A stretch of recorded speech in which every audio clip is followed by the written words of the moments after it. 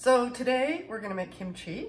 And why kimchi? Kimchi is first and foremost super tasty, and it is easy to make, and it's really good for you, and it can be very expensive in stores, especially if you get organic kimchi. So I thought, why not show people how to make it, because I make it fairly frequently and we like it here. It's good by itself, it's good in a grilled cheese sandwich, it's good. My husband's laughing. It's good on everything. It is. It is. It's a breakfast cereal. No, it really isn't. So we're going to make kimchi, and I wanted to show you the ingredients first because there aren't that many. They're not hard to find. And so let's get started with that. Water. Duh. Everybody's got that. Here we do anyway. This is soy choy. I pulled it off of this. This is about 500 grams of soy choy, which is a little bit more than a pound for those of you who are not metric. And soy choy also goes by sometimes, it gets confused with, there's Napa cabbage, there's Savoy cabbage, sometimes it's called Chinese cabbage. They're not all the same thing, but I think that's a pretty recognizable leaf. And you certainly can use some of those other cabbages. I've made this exact same kimchi, but with bok choy, and that works really well as well. So, question. Yeah. You can make kimchi from a variety of vegetables and substances, correct? You are so right. So, tell the people what they can make it from. Thank you, Rob. So, kimchi can be made from all sorts of things. Our favorite kimchi is made from shiso leaf. Shiso leaf you may have had before if you've been in a sushi restaurant. It's also called perilla, P-E-R-I-L-L-A. And we've grown it a few times. It grows in the Vancouver area quite well. There's a green leaf and there's a red leaf. Didn't much care for the kimchi made out of the red leaf, but the one made out of the green leaf was really good. And it's a very similar style. You can add things, take things away, but you could make this exact same recipe with shiso. So the process is the same for just about anything, almost everything. And it is, because you can make this, I was going to say you can make it with cucumber as well. Right. Now, cucumber ones don't age as well. They taste really well, but you want to have them fairly fresh because the cucumber starts to give up, it gets soggy and it's liquid almost, right? It is, it dissolves a bit, and that's not dissolving. And I've seen some recipes for like cod gut kimchi, all kinds of. You're going too far. We're not doing that today. We're going to start with the basics. And the other thing though that I did want to say about kimchi is while you can make all of those kimchis using this method, this is not the only method, okay? There are several methods for making kimchi, and if you were in Korea 100 years ago, you would be making up your kimchi, putting it into a big pot, digging a hole in the ground and leaving it there for a year. And you'd also be dead now, so that's kind of a moot point, right? No, my point is, I think some people probably still make it that way. Yeah. We don't do that. We do quicker, easier, use the fridge, but you're still getting fermentation, you're still getting funky flavors, and that's what we love about it. So you don't, so that hole I dug in the garden is not going to be put to use? No. Okay, good. No digging in the garden. Off you go. Show us how it's done. Okay, so let me show you the ingredients first, right? So we went with the Napa cabbage, right? You need salt. This is a quarter cup of salt. You can use kosher salt, you can use sea salt, you can use pickling salt. Whatever you use, do not use a salt with additives, please. So table salt, what people usually... No, do not use table salt because that has iodine in it. And iodine does not belong in salt, right? That's well, it does not belong in this dish. And, yeah. Okay? Here we have Korean chili flakes. Again, another quarter cup of Korean chili flakes. This is the bag we happen to be using right now. I'm not selling this particular brand. But the point that I wanted to go with here is that while you could sub chili flakes like the kind you'd use in an Italian pasta, it really is not the same thing. It's not, yeah. This is almost like a milder, sweeter kind of chili. It is sweeter and it is finer. It's ground more finely than you would find. It's not just the seeds that you get. And it's not all about the heat, really, either, no, is it? It's not. There's a certain fruity flavor. So I would go out of my way, if you're making kimchi, to find, this is the only specialty ingredient that you absolutely, I think, need to find is the Korean chili flakes. And you can order that online, right? Yes, you can. Okay. And of course, if you have a Korean grocery anywhere near you, or even sometimes there are these like pan-Asian grocery stores. Osaka is one of those here in West Vancouver. You may be able to find Korean chili flakes there. But we digress. We do. Ginger. Ginger. You love ginger? Good chunk of ginger. You're going to need about a tablespoon grated, and you're also going to need about a tablespoon of chopped garlic. Fish sauce. Fish sauce is optional. If you're vegan, you really don't have to add it. You can make a great kimchi without it. That being said, it does add an umami thing that's really important. So we add it because we're not vegan.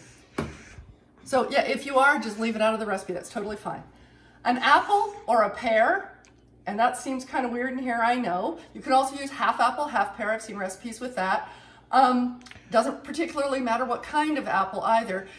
What it's giving you is a sweetness and a fruitiness that if you leave it out, I notice. So apple or pear, easy to get your hands on, right? And an onion, you use about half the onion. Cool. And what we're gonna do is we're gonna end up blending these two together into a paste and putting them in, but that's later. You're also going to need a decent sized jar with a non-reactive lid. If you use a metal lid, it could rust and that can make your kimchi nasty. So get yourself a plastic lid of some sort or a glass lid, I guess. There are some like that. Or one that's coated on the inside. A jar, this is, I think this is a liter. About that, No, actually I think it's just under. This might be 750 mils. Anyway, something like that should be big enough for the size that we're making. So the very first thing that we're gonna do is we're going to sort of dissolve this 1/4 cup of salt into some warm-ish water. Now it's not hot water and it's not cold water. It's sort of room temperature. And it doesn't really matter. I'm a hands-on kind of person. And I did wash my hands before Hands-in kind of person. Yes, I am. And the whole recipe you can do with gloves, with all sorts of things. I use my bare hands because I like to be able to feel my food. Yeah, I know, weird, right? Because I've seen videos of the Korean ladies making this, and they're very hands-on, like rubbing the stuff into the between the leaves. They say that it tastes different, and I'm inclined to believe that. It's like eating Indian food with your hands always tastes different. Absolutely true. Okay, so as you can see, the water's a little cloudy here. It doesn't matter if your salt's 100% dissolved. Really not that important because it will dissolve. And then with your cabbage, you can choose here to chop it into chunks or you can choose to rip it. Rip it good. I would probably rip it, but for the sake of brevity here, the chunks you're going for, you'll see in some Korean restaurants that they do entire leaves of cabbage. I don't like that as much. It's harder, you know, yes, you can bend them and put them into the jar, but they're harder to eat, frankly. And so for me, I've already washed this, by the way. As you can see, it's in a colander here. So I'm just doing a couple inches across and then down the middle. Like okay, zoom in. As you can see, there's a variety of sizes here. Right. From fairly small ones to pretty big ones, and that's fine. They don't have to be uniform, not important. And like I said, if you want to rip them, that's okay too. And what we're going to do, this first step is really very simple. Once it's all mixed in there and we give it a bit of a toss, we're going to let it sit for 4 hours.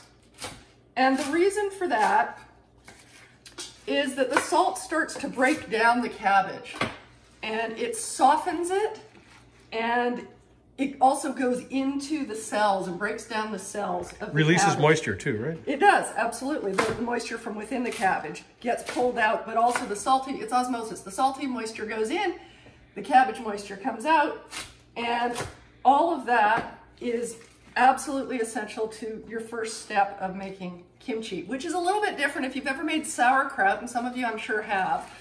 You see here, I'm just sort of turning it around in the water here and giving it a bit of a squish. If you've ever made sauerkraut, you squish the salt into dry cabbage until it releases its own moisture. It's a different technique, but it does a similar kind of thing. It is kind of neat because that's a fermented cabbage kind of preparation as well. They're both fermented cabbage. They're just different from different places in the world, and they've done different things. So now we're just going to leave that sit for 4 hours, and we'll come back. Okay, and just like that, we're back 4 hours later, and you'll see here that I've drained the cabbage. 3D. And you can see already, when I talked about how the salt would break down the cabbage, the cells, that's exactly what it's done, so that the leaves are kind of wilty, and even this bit is much more pliable than it was before. So what I did was I drained off the salt water, and then I filled it up with water, clear water, cool water, swished it around, drained that off, did it a second time, did it a third time just to make sure. Now that doesn't mean that there's no salt in here. The cabbage has quite a bit of salt now on the inside, but all the external salt's been taken off, and that tends to be enough to do what we want to do. So that's what I did here. What I did here, this is kind of wacky looking. Remember there was half an onion and a whole apple. And what I did was I blended it in a cup of water. Now you can use a blender, you can use a food processor, whatever you have for blending things. You do it your way. I did not peel the apple because I don't think it's necessary. If you look really close, you can see tiny red flecks in there. My mother, the nutritionist, always said that the nutrients are closest to the skin, so you don't want to get rid of the skin, plus there's fiber there. So why get rid of it? Plus, you know what? It's easier. So all I did was I cored the apple, I peeled half an onion, chopped them in big chunks, threw them in here with water, pureed it. You can see it separating out. We'll just mix that quickly before we pour it in. I also forgot when we were starting the ingredient green onions. I totally forgot that, and so didn't have it out in the beginning. This is about 3 green onions chopped up.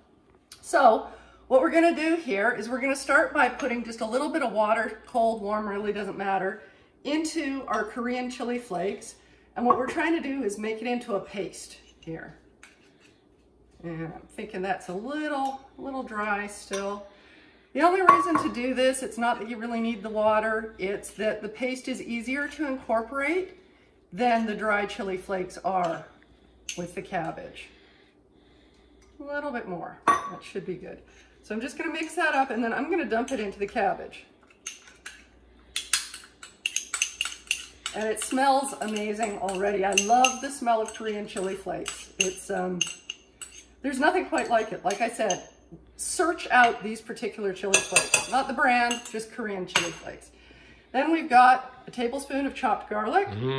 That's going in there. About a tablespoon of grated ginger. Now you can chop the ginger, no problem. You can peel it if you want. Because I was grating it, I didn't bother to peel it because it's not really necessary if you're using a microplane grater. Right, because it all sits there and sort of blushes into one big flavor anyway. It totally does blush. So that's our word. That's a mixture of blend and mesh. Yeah. And it's that special thing that happens when two things kind of come together and make their own like when thing. Soup sits overnight. That's blushing, yes, when soup sits overnight. I'm Green blushing onions. now. You're not. Green onions go in there.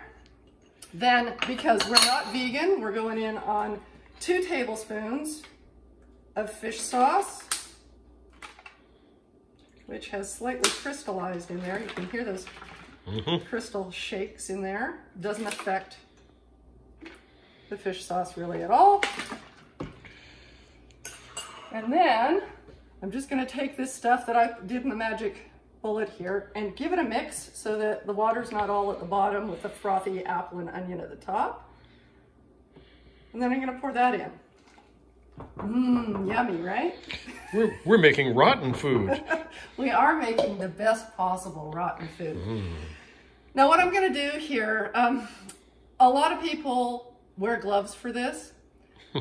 But not you. Nah, not me. I live dangerously, right on the edge, right? So I don't find, if I wash my hands well after, and before. I am not, they were washed, yes. I am not hugely sensitive to chilies. People who are, you might want to wear gloves, you might want to use a spoon, but really using your hands is the best way, as we talked about before, to make sure that you incorporate everything.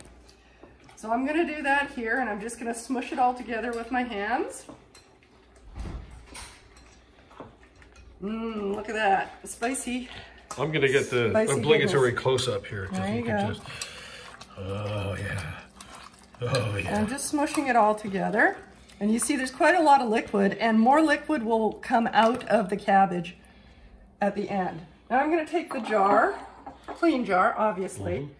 Now, it doesn't have to be like sterile, like pickles, right?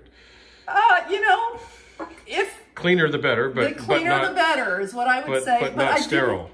I didn't put boiling water in there. I didn't do anything like that. That was the question. But you know, it does come out sort of sterilized after the dishwasher. So I'm just putting all of the cabbage with accompanying seasonings in there. and giving it a really firm smush down. Again, anyone who's made sauerkraut knows about smushing it down below the level of the liquid. Oh, yeah, the smushing. But this is a little different. With sauerkraut and many other fermented products, you smush it down below the level so that there's going to be no contamination. And only good rotting is happening, not bad rotting. We're doing a little differently. We're not going to leave this out on the counter like I would with, say, preserved lemons or with sauerkraut. This one is actually going in the fridge right away, and what that does is it slows down the fermentation. So it still ferments in the fridge, but it doesn't happen as quickly. But it also is safer in some ways than leaving it on the counter.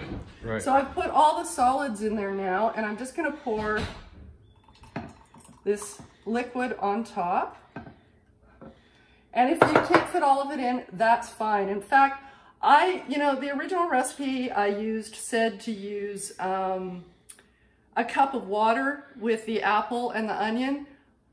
I'm not sure if I were to do this again. I mean, I've made it several times, but if I were to do this again, I think I might use half a cup. I don't think it needs the whole cup, at least for the size jar that I'm using here. So it's just as long as it's kind of covered and sits in yeah, there? as long as the cabbage is submerged, right? And what I'm going to actually do is take the end of a spoon and make sure that that's got all smushed down.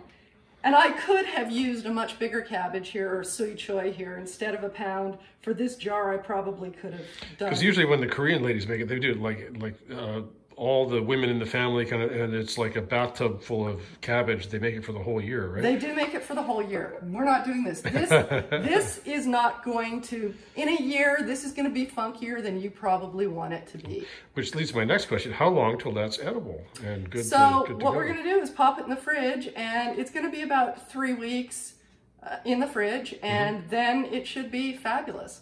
But you could eat it any time. It's just that it gets more fermented as time goes on. Absolutely. You can eat it any time, but it won't have the full flavor, and it won't have the full yummy probiotic gut bacteria stuff down there that we love. I mean, one of the reasons for eating, the main reason for eating good food, real food, is that it's tasty. But part of it is also for your health, right? And one of the wonderful things about kimchi, like sauerkraut, is that it's a fermented product, and it's really good for your stomach and your health generally. Now, I did bring these out. I don't need them because there's so much liquid, but I wanted to show them to you. These are weights that are used in fermenting. I think this one's called a pickle pebble, and I really can't tell you. I've had this for so long, I can't tell you what it's called anymore.